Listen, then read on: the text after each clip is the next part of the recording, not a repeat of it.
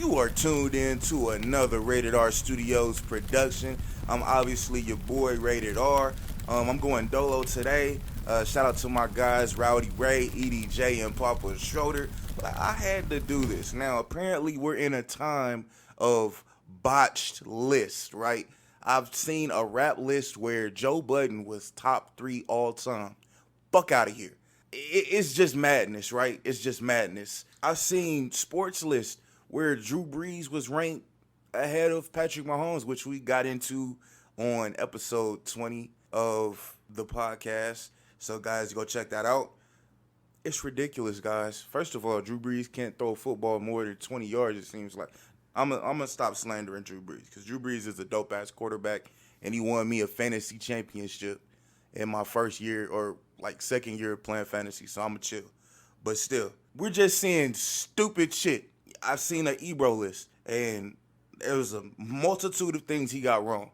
So apparently Hot 97's first move as executive was to sign Ebro. Who was on crack? Now, like I said, Ebro got a lot of things wrong with this list, man. I mean, he was like, it's not really a list until it's handwritten, and this old-ass motherfucker wrote this shit in hieroglyphics. Like, why is Remy Ma on this list? For what? Nicki's ranked ahead of Lil Wayne. What's going on, bro? I need quit. These niggas is on crack. These niggas is smoking crack. I don't know what's going on. I don't know if they drinking the lean that these little rappers is drinking, like Lil Uzi, little motherfucker. Like, niggas is really on drugs, bro. But on a serious note, like, it's a shame that these people are going to great lengths to troll and killing their credibility in the process just for clout. And now the real niggas that's like really into hip hop and debating hip hop and having hip hop round tables, I'm laughing at you niggas. We laughing at you niggas. I know this is a time of, you know, all attention is good attention, all press is good press, whatever, but it's certain shit you can't do. Remy Ma? Why is Meek Mill and Wale on this list? And I have no problem with it, but why are they on this list and I see no Ross? For what reason? Why is Kanye at 50? It makes no sense. That's stupid. Use your common sense. Thank you, R. Kelly. Lock that nigga back up, please. Damn. But that's neither here nor there. Because the real reason I'm making this video that you're listening to right now is because he got one thing right. And that was to put Wale, yeah, that's right, Ralph, on the motherfucking top 50 list of all time. Debate your father that didn't play catch with you when you was little, okay? This shit real.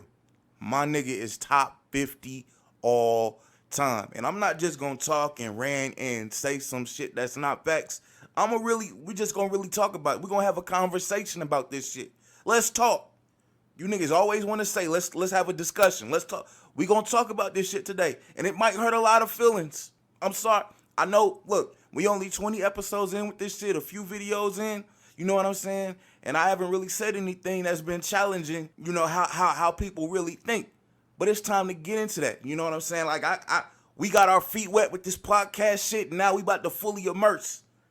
It's time. So I'm about to talk my shit. Let's get into this shit real quick. Now, let's really get into what Wale has done over the course of years. And I'm going to exclude a few projects because it's going to be the projects when people really started to know Wale. And he really started to buzz. So I'm leaving off 100 Miles and Running, even though I know that's a key project for a lot of people, a lot of Wale fans, especially myself. Paint a Picture, which is like his first tape. Also leaving off Mixtape About Nothing. I'm still going to leave on More About Nothing. That's staying. So from More About Nothing to now, I can't even honestly say to now because I have to be objective with this shit. And Sean wasn't it. But also Sean was a different type of project. It was really mainstream. He wasn't really trying to spit on it with the exception of tracks like CC White and, a couple tracks like that. So I'm definitely going to leave Sean off. But from More About Nothing to his album Attention, and which we know how groundbreaking that is, right? That's got to be one of the best mixtapes of all time. I mean, just Go back and really listen to this music, because Wale's catalog is ridiculous. We got More About Nothing, the Attention Deficit album, which, yeah, it flopped commercially, but it's still a real solid body of work. Then you have the 11-111 Theory, which was the tape before the Ambition album. And he just rapped his ass off. I mean, it was just the point where he was just ridiculously rapping his ass off. I'm not even gonna hold, like, we gonna really, fuck it, I'm gonna really get into it. Now, this album had, or this project has songs like Fuck You, Chain Music, Barry Sanders, Bait, Samples and Shit, Ambitious Girl 2, Let's Chill, Varsity Blues, Pick Six, Underdog, The Podium, That Way, which was, a couple of those went on, to go on Ambition, which, let's get into that. You guys, everybody knows Ambition. So Ambition had songs, and if you don't know this, we need to stop having this conversation now. But fuck it, my job right now is to inform you and put you guys in the know. So obviously Ambition has songs like Double M Genius, Miami Nights, Legendary, Lotus Flower Bomb, Sabotage, Slight Work with Big Sean, Ambition with Meek and Ross, DC or Nothing, and That Way. And I think Bait was actually a bonus track on Ambition as well. Like, it's really scary once you really get into the discography of Wale. Like, and I'm not stopping there. It's going to be one of them videos where it might be a little bit lengthy, but we got to go there to really get to Wale's impact on the game and what he's been doing. So from Ambition, in between Ambition and his next album, you have Forlorn, which I'll never forget. I think that came out Christmas Eve of 2012, I want to say. Christmas Eve of 2012, I believe. And Forlorn was a big album. I remember saying Forlorn could have really been an album. I know it was a tape, but it really could have been an album. And I thought pound for pound, Forlorn was better than Meek's first album. Even though there was just songs Meek had that just took that album out of this world. With Traumatized, obviously Dreams and Nightmares, and a couple other tracks. But I really thought pound for pound, you could put Wale's mixtape Forlorn with Meek's first album and it would be pound for pound better. Forlorn has songs like The Show with Ross, Let a Nigga Know with Chinks, Drugs, Rest in Peace, Get Me Though with 2 Chainz. Obviously it featured Bad, which was on his next album, which was a huge record. Limitless with Scarface, dope record. Chun-Li with the late great Nipsey Hussle. School Days, Street Runner, Back to Ballin' with French. Cool Off with Jhené Aiko. The One Eyed Kitten song with Travis Porter, which was actually a dope little joint. Flat Out with Trinidad. Ya Dope. Money Changes with Chrisette Michele. Bye. Georgetown Press with Light Show. Like, that was an album that we got for free. You know what I'm saying? Like, the amount of great music Wale has put out over the years has been criminally underrated by the people that's been paying attention to mostly Cole, Kendrick, and Drake. Let's just say what it is. If it's an artist outside of those three, people really don't give a damn. Unless you just one of the big OGs like Ross, Jay-Z, and Eminem or somebody like that. People don't really care about you if you're outside of those three. So transitioning from Forlorn, I believe obviously the next project was The Gifted, which came in 2013. And a lot of people, that's when Wale really started getting a lot of Twitter hate. And I think his music was just flying above people's heads, I just think the way he approached his music, his lines was a little bit more complex than his peers, with the exception of maybe Kendrick. One of the key thing, or one of the main things that people said about Cole was you have to have a certain level of intelligence to listen to Cole.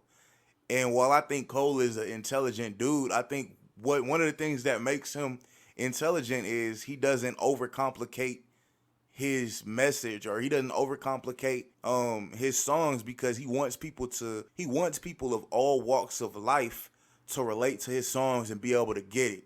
No matter if you on the streets or you just, somebody going to college or whatever. He wants you to be able to relate to it. And I think that's genius within itself.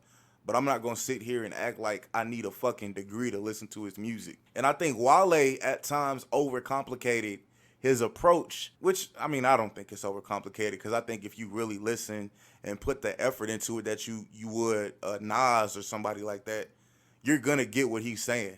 It takes a little bit, but ultimately, I've been listening to Lauren for a long time, and I get what he's saying. You just got to really do your due diligence. And that begs the question if, rap is even in that same place it was, where people were willing to do that due diligence and get what the rappers were saying. And obviously, even with all these tools at our fingertips, a lot of people aren't willing to do that. And I think Wale at times suffers because of that. But what the fuck do I know? So we're about to get on to The Gifted. Let's see what Wale put on that. Off the top of my head, I know the intro, The Curse of the Gifted, hard. And a lot of people, but like I was saying before, a lot of people, this is when they started shitting on him, because I don't think they really got the music. And I think Wale musically was at a place where a lot of people weren't in their lives. I'm there because I feel like that's just where I am with music and a lot of things. I like to be a little bit more on the old soul. Like, I'm an old soul type, so I fuck with the Wale, and the Kendrick and shit like that. But it's cool to fuck with Kendrick. Like, it just became a point where people thought it wasn't cool to fuck with Wale, which is it's a tragedy. But so, like I was saying, you have the Curse of the Gifted intro, which was a hard intro. You have Love Hate Thing featuring Sam Dude, which was hard. Sunshine, underrated track. Heaven's Afternoon with Meek. Meek came through and bodied it, but don't sleep on what Wale did. You got Golden Salvation, where Wale rapped from the perspective of an actual fucking Jesus piece. Like, that's some Nas shit when he was rapping from the perspective of a gun. Man, Gullible with CeeLo, hard. Bricks with Yo Gotti and Life Jennings, hard. To balance it out, you got the Clappers joint with Nicki, the Bad remix with Rihanna, and the actual Bad song with Tiara Thomas. Simple Man, 88, Black Heroes. Like, he closed the album out real strong. Like, all these projects he had. It's ridiculous, man. It's really ridiculous how criminally underrated he is. So, he drops Gifted. That's 2013. Now, in between 2013, I think his next album was the album About Nothing, and that was released in 2015. So between The Gifted and the album About Nothing, I believe, is when we got Festivus, if I'm not mistaken. Yeah, Festivus was so slept on, and I think this is just the time period where people really stopped paying attention to Wale. I didn't, there's a lot of people that still rode for Wale, but I just seen kind of the attention go down because Festivus was such a great project, but people act like it didn't even drop. Like, it should be heralded as much as a lot of his other projects, but it's not. But it was a hard tape. I mean, just think about how much free music that has been given to us by Wale. And I've left off like 3 or 4 tapes. Within this run, I started from More About Nothing. And it's just a whole bunch of free music. Festivus, you had Blood Money, 3.5 featuring Ferg, which was hard. The Girls on Drugs, which lived on the album About Nothing, but that was hard because that was the version, that was the explicit version before he got the sample and Janet told him that he couldn't curse on it or whatever. So that was hard. The Deep End featuring Push, hard. Keep It Moving featuring Ab Soul, when Ab Soul was like a household name. Friendship Heights with Chance and The Social Experience, like, that was fucking hard. Chess, which is a joint he read up on Chess for like 2 hours and made that song. I mean, it's just like, Wale is everything you want in a hip-hop artist. He's everything you want because he takes the culture serious. And he can balance it out with dope mainstream songs too. And I think that's kind of a knock on him as well, from a lot of people's perspective, because they just listen to what's on the radio. And they don't know that if you go through the B-sides, of his album, he's spitting just as good as any other rapper. That's Festivus. And I'm not gonna get any more in depth than I've been getting, man. I kind of want to speed this up a bit, but I feel like you guys get the point, man. Wale, he just has. I mean, look, go into the album About Nothing, Summer on Sunset. That was an album also, you know, and I don't think Summer on Sunset was necessarily as good as a More About Nothing or Festivus or Forlorn or anything, but it's still a great mixtape, you know, something that we got for free. Just a real solid body of work. Not to mention the EPs he dropped. You know, It's Complicated and Free Lunch. It's just a lot of music here. And I'm not even going, like I said, I'm not getting into Shine. I'm not including Shine in it. With the exception of a couple songs, it was just kind of, it wasn't it for me. So I'm not really including this. But I mean, if you compare it to what Kendrick has done, you know, if you compare it to what artists like Kendrick or Drake has done over that time period, it matches up to me. Obviously not in numbers, but if you're just comparing on numbers, I mean, we shouldn't even be having it. Obviously, Wale doesn't compare with the numbers, but that's just mass appeal. I mean, Kendrick and Drake just have that mass appeal. But from a quality standpoint, I think Wale is right up there with them. And if you say, you know, well, what about the fact that Kendrick, basically every album he's dropped has been a classic or whatever, I'm not really going to debate you on that. But at the same time, Kendrick doesn't come out with tapes anymore. You know what I'm saying? So, and obviously he doesn't have to, but that's what kind of puts Wale up there, is that not only has Wale given you quality albums, but he's also giving you albums that could have been, or mixtapes that could have been albums. It just balances itself out, you know, and going from, you know, with Kendrick, you go from Section 80 to what he's done now.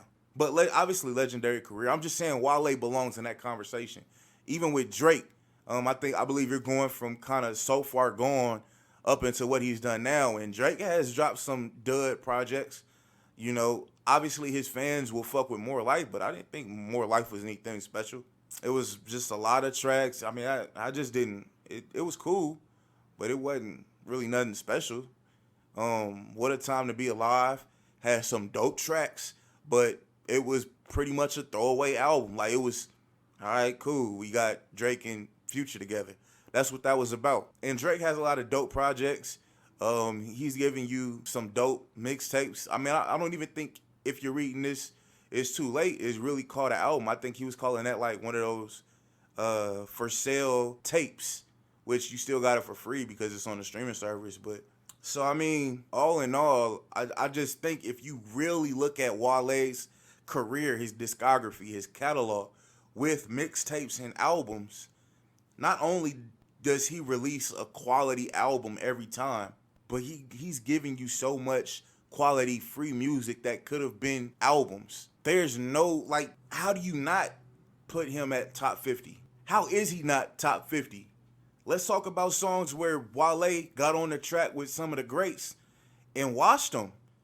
I mean, if you listen to Power Circle, which was a posse cut on, I believe, Self-Made 2, Wale got on there and washed everybody on that track. He watched everybody on that track, probably with the exception of Gunplay and Kendrick. But he still had the best art, in my opinion. He had the best verse on that. If you go to Winter Schemes with him and Cole, he body Cole. Y'all boy Cole. Cold World, no Snuggie. He body Cole on that, though.